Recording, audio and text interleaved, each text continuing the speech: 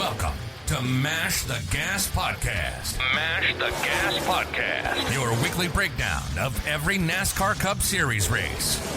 Here are your hosts, Kevin Batstone and Jeff Davis.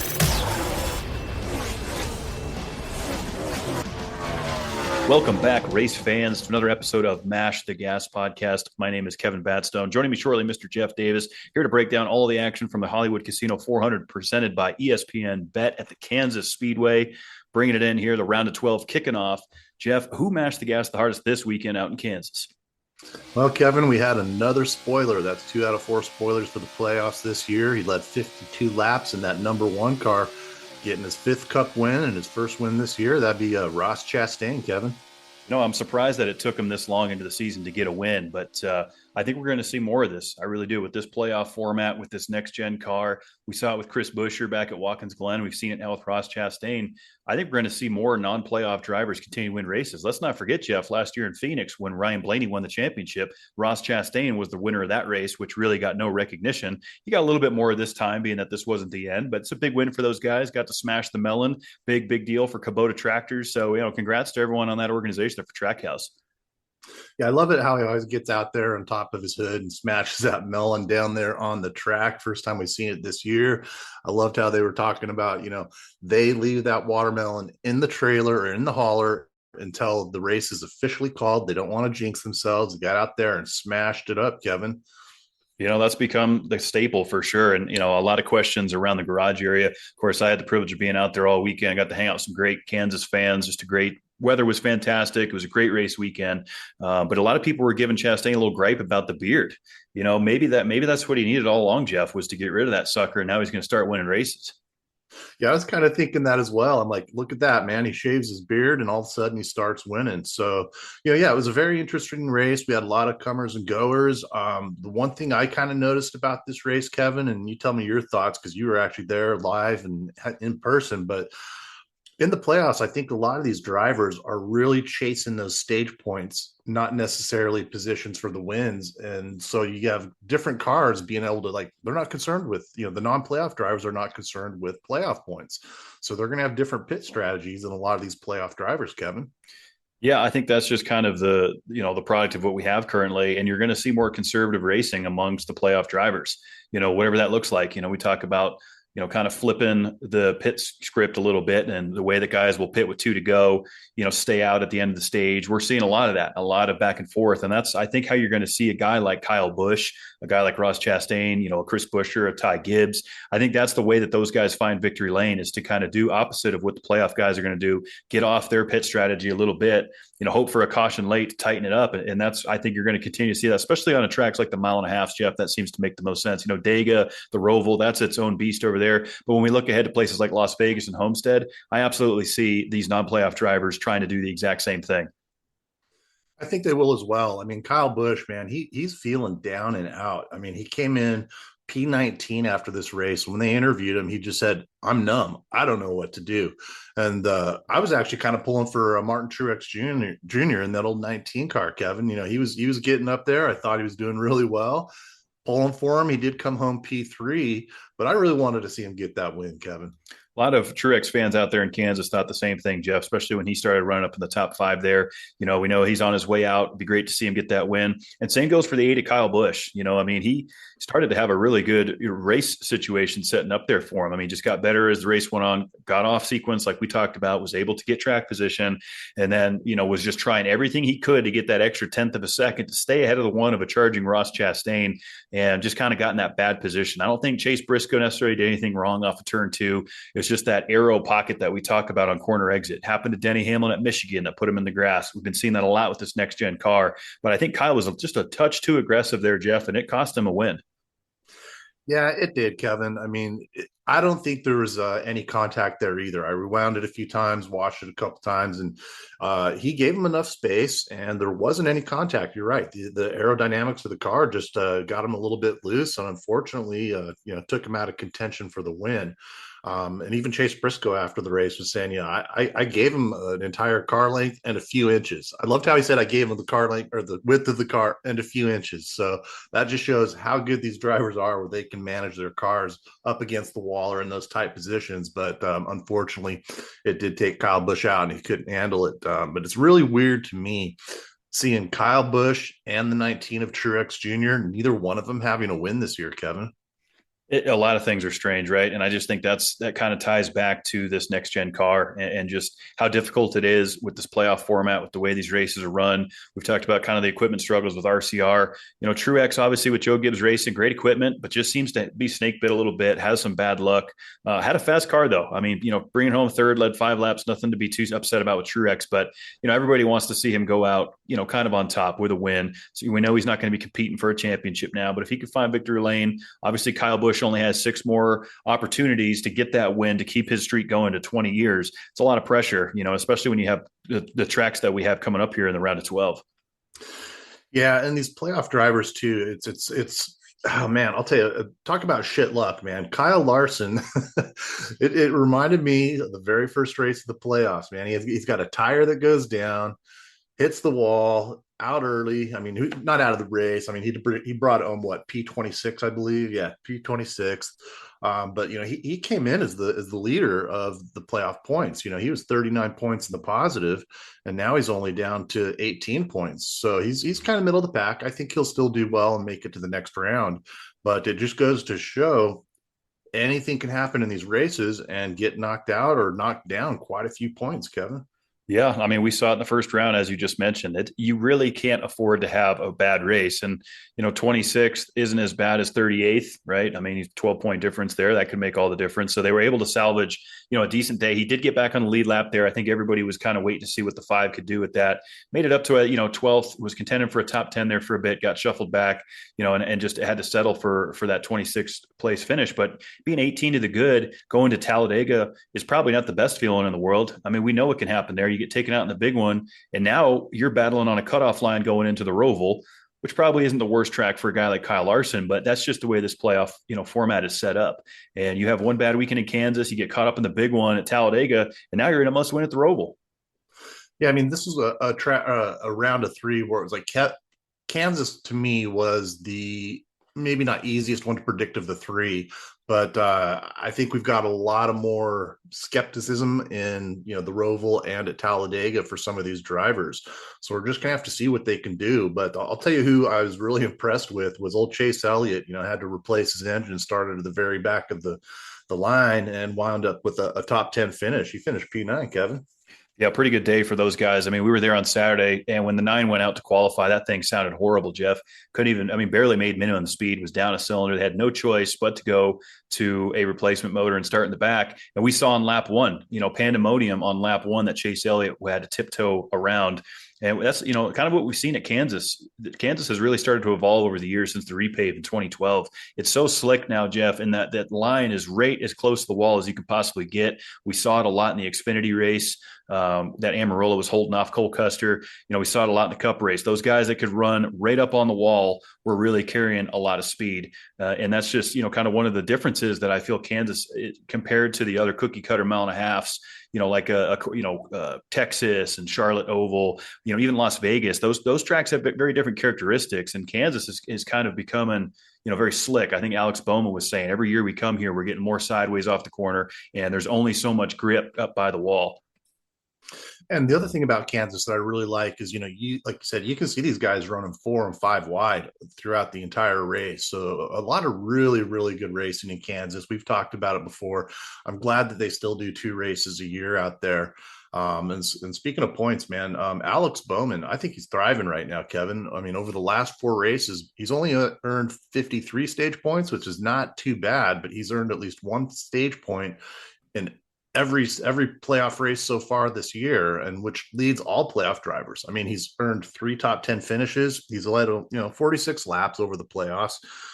There's only one driver that has a better average finish, and that's Christopher Bell. His average finish is 7.5, whereas Alex Bowman's is sitting at 9.5. And I don't think a whole lot of people would have called that out with Alex Bowman and a lot of the hoopla about maybe him not getting a ride in the next year or 2 with Hendrick. But I think he's kind of shutting down that rumorville, and people are realizing Alex Bowman's doing what it takes. Came in P6 in Kansas. Yep, he's doing what it takes, keeping his nose clean, out there running laps, contending for top 10, top 5 finishes. I mean, that's exactly what he needs to do and put himself in position to win, try to survive Dega. And I do think Alex Bowman will move on to the round of 8 just by his consistency. Do I think he's a legitimate threat for the championship? It's possible. If he can find his way to Phoenix, we know Hendrick Chevys can be fast there. But, again, I think a lot of people thought this was going to be the Kyle Larson and Denny Hamlin show in Kansas, and it just didn't end up being that with Larson's wreck on lap 20. Not really wreck, but, he cut that right rear, went up in the wall. Car was never the same. And then Denny Hamlin's pit crew, man, I mean, just a disaster. 3 hiccups on pit road. The right rear tire didn't get it tight, had to jack it up, lost all that track position. And Denny was fast. I mean, he was lights out faster than leaders coming through the field. Caution would come out, come down, pit again, lose another 8 spots. So, I mean, you're not going to win a championship doing that. Denny did what he had to do to bring it home 8th, decent points position going into Dega, but just terrible day for those guys. He was really disappointed too, and he came down on his pit crew pretty hard, from what I understand.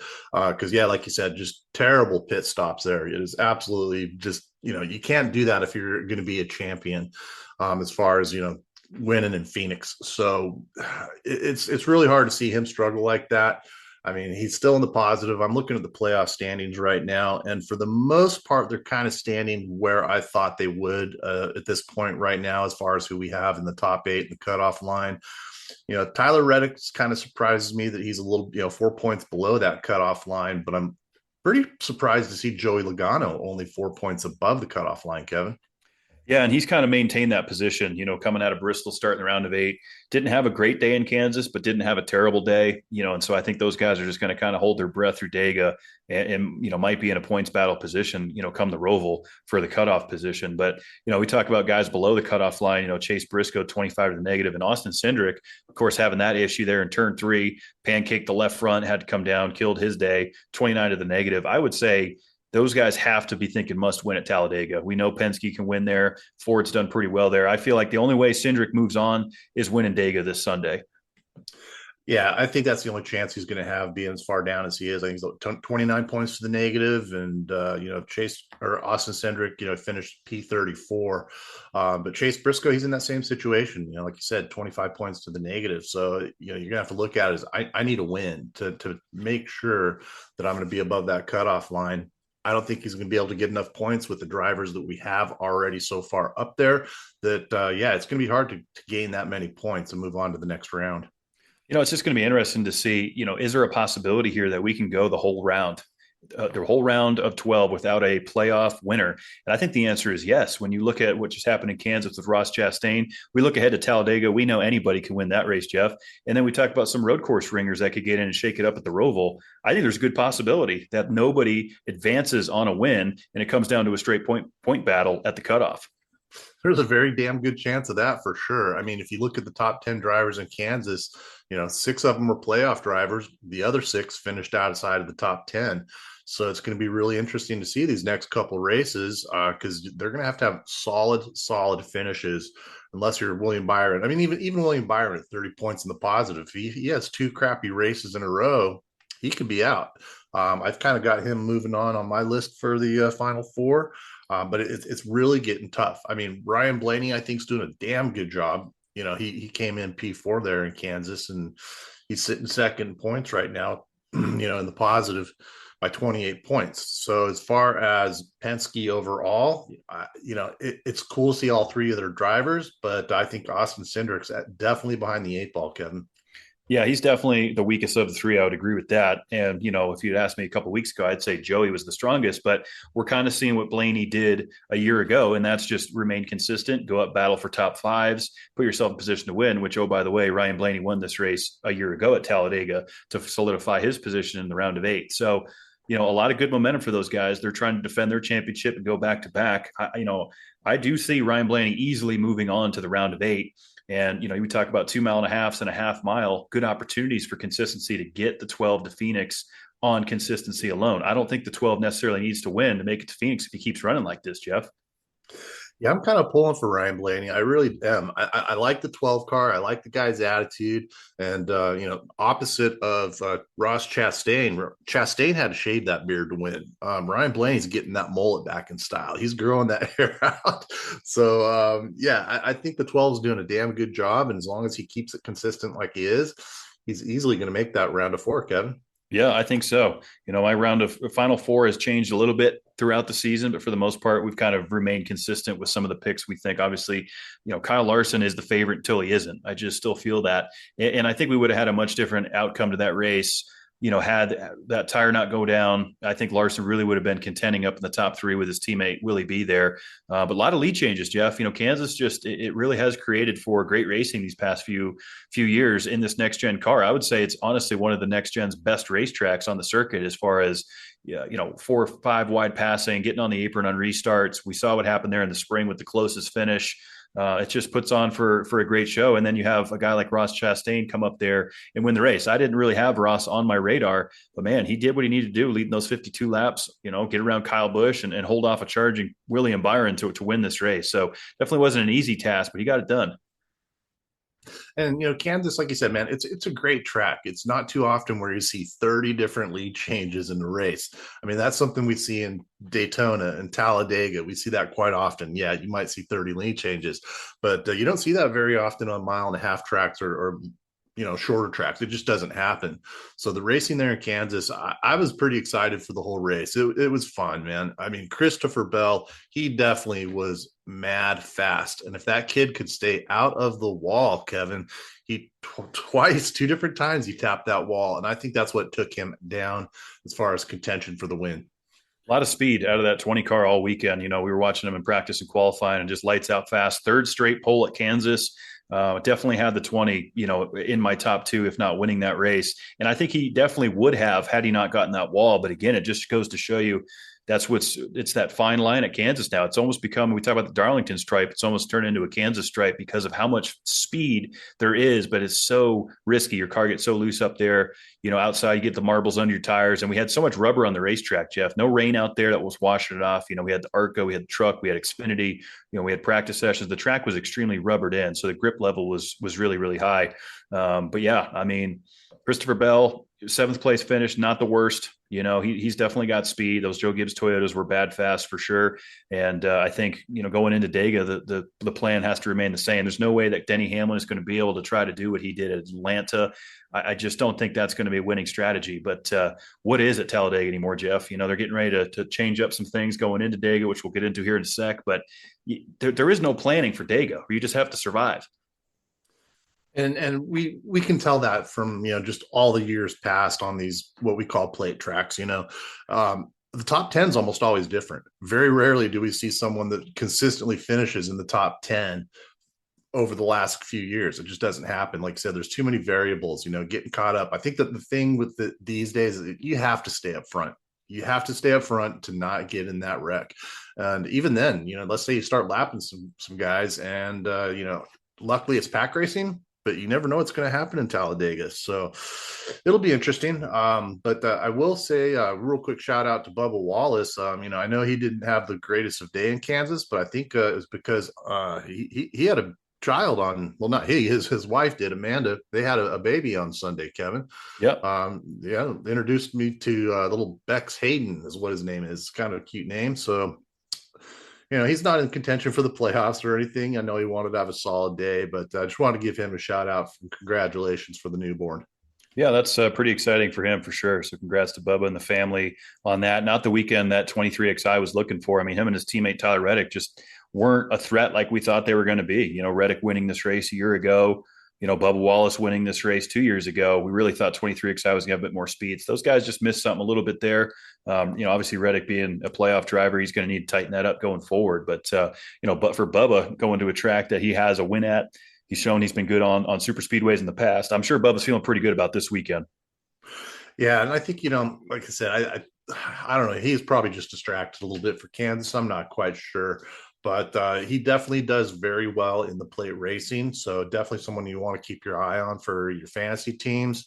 Another guy, I tell you that I do feel really bad for those old JJ, man, Jimmy Johnson. He has had a hard time this entire year, Kevin. I mean, he hasn't finished better than 28th in every race that he's tried, whether, it was Daytona or, here in Texas. Kansas last year, the Coca-Cola 600, the Brickyard. He's always finishing somewhere in, 28 up to 33rd place. You know, he got taken out early at the Hollywood Casino 400 this weekend. I don't know, Kevin. Is it just the age that some of these guys get? They just kind of lose that I don't know, the motivation. I mean, Jimmy's a motivated guy and he's really in shape and stuff, but he just does not have what it takes to run competitively right now. You know, and it's tough to say whether it's an equipment problem or if it's a, driver problem. Sitting there watching that 84 come down pit road. I mean, every time I looked up, the 84 was back on pit road, so just fighting in the back to try to 36, 35th. And that's basically what we've seen out of the 84 car all year. And you look at the other car of Eric Jones, who ended up in the grass at one point in this race. I just think Legacy Motor Club is going through major growing pains, obviously moving over from Chevrolet to Toyota, new body style, just a whole new wave of sponsors and TRD coming on. That's a huge change, so I think we're going to have to get another year under, Legacy Motor Club to really evaluate where they're at. But, for Jimmy, that's just a tough deal, man. Being a, 7-time champ, 84 race winner, to ride around in the back and for 36, 35th for your own team, that can't feel great. Very frustrating. I mean, I like the guy. I think he's always had a good attitude. A lot of people hate on him because he wins so often. But, since he's retired, I'm starting to think, a lot of these guys, they get a little bit later in their career, and some of them like Kyle Busch and Martin Truex Jr. that are, veterans of the sport, are starting to kind of lose their mojo a little bit, Kevin. So, we'll have to see what those, if those guys can actually get a win. I still hope, Truex does. And like you said, I hope Kyle Busch gets a win for continuing his 20-year streak. But I just don't think it's in the cards this year, Kevin. Yeah, no, I think you hit on something for sure. The older drivers are definitely struggling a little bit. This is kind of a young man's game coming up in these next gen cars. Even looking at the Xfinity series, some of these guys coming up. Great race there. Shout out to Eric Amarola for winning in that 20 car, holding off Cole Custer. That was a fantastic battle there. I mean, just an incredible race. I thought Custer was going to win for sure, but 20 battled hard. Obviously, there was some back and forth with Austin Hill, Chandler Smith. There was just a lot of things going on, and good for Shane Van Gisbergen, joining the playoffs here for the Xfinity series, coming home 8th for SVG. Feels pretty good for him. But man, that was pretty cool to see old Eric Amarola out there get another win. That's awesome. I like Eric Amarola. He's always done a damn good job, when he's running the 10 car in the Cup series. I was, when I first started watching him race, I thought I saw him wrecking a lot of people all the time, not intentionally, but kind of like Chastain did his first year or two. It's like, just aggressive, kind of getting people out of line. And then he got better as he aged. But yeah, definitely cool to see him in that 20 car in the Xfinity race, Kevin. Yeah, fantastic race weekend there in Kansas. All 3 races plus the ARCA. Just another great race weekend. The weather couldn't have been better, and great motoring experience. And now we head to the party town. It's on to Talladega, of course, and that's going to be massive, Jeff. But man, if you've seen the devastation that's going on down in the Southeast and places like Asheville, North Carolina, places in Georgia, even Eastern Alabama, just got absolutely hammered by this Hurricane Helene. I know Rick Hendrick and Gibbs were offering their helicopters and doing what they could to provide relief to that area. It's really, really bad down there, Jeff. So we're certainly thinking of those guys. Yeah, thoughts and prayers go out to all those who've been affected by this. It's terrible tragedy. I mean, Asheville is a beautiful, beautiful city, and to just watch those floods rip through the houses and stuff like that is just heartbreaking. But it's really cool to see, like you said, guys like Rick Hendrick and, just reaching out to the communities to do whatever they can to try to help out. So, that's one thing about NASCAR that we all know. It's a very family oriented sport. These guys are very, very giving. Just really cool to see them do their best, do what they can to help out those that were affected by it, Kevin. But, yep. But hey, I wanted your opinion on something, Kevin. Sure. The very first lap of this race, Josh Berry, gets in that wreck, mild wreck, and flattened all 4 of his tires. He was hauled off and wasn't allowed to, get back on the track. And we saw that a few weeks ago with Ryan Blaney. So, does NASCAR need to address this, Kevin? I think so. We talked about it with the Ryan Blaney situation at Watkins Glen. We've seen cars get yanked back to pit road. I just think it needs to, the rule just needs to be made a little bit more clear. So we understand what is considered DNF out of the race versus DVP. Let's see if we can get them on the damaged vehicle and get them back on the racetrack, because it just seems inconsistent. And now we've seen two examples here, very recently, of cars getting yanked back to the garage and NASCAR saying, okay, you're done, before the team can even evaluate, even have an opportunity to be on that DVP. So yeah, I do think that needs to be cleaned up for sure, because, we start talking as we get, 2 races to go in the round of 12, we get in the round of 8. If this happens to a playoff driver, that's not going to go over well. Not at all. And, Barry's crew chief, Rodney Childers, veteran of the sport, I saw a tweet that he had put out and said, I've seen a lot of things over my 25 years in the Cup Series, but that's the most screwed up thing I've ever seen or been involved with. He was pretty pissed off about it, and I don't blame him. I know they're not in the playoffs and everything, but, like you mentioned, if it came down to a cutoff race and that was the reason that you did not move forward, I think NASCAR needs to address this somewhat, because we see it all the time where two wreckers will come out, pick up the car, take them back down the road. It's unfortunate that that happened to him, but it really sucks when you can't even finish one single lap. It kind of reminded me, a number of years ago when you and I were in Kansas and saw Danica Patrick hit, turn 1 on lap 1 and went straight into the side and caused a caution before some drivers had even crossed the start finish line, Kevin. Yeah. Oh yeah, for sure. I mean, that's going to end your day quickly on lap 1. And, just shocking that once again, here in the Cup Series, lap 1 going down the back straightaway at Kansas, we're wrecking already. So, anything can happen at any moment. Tough deal though, for the 4 of Josh Berry there. I thought he's done a good job jumping in that car after Kevin Harvick stepped out, obviously not the finish he wanted, but he's shown signs of strength. And I think Berry's going to continue to be a name we talk about going forward for sure. NASCAR needs to get that cleaned up, Jeff, when it comes to when the wreckers are coming out, dragging cars back to pit road. There's just too many variables, to say, okay, you're done and this guy's not done. We got to clean that up a bit and get a little bit more transparency.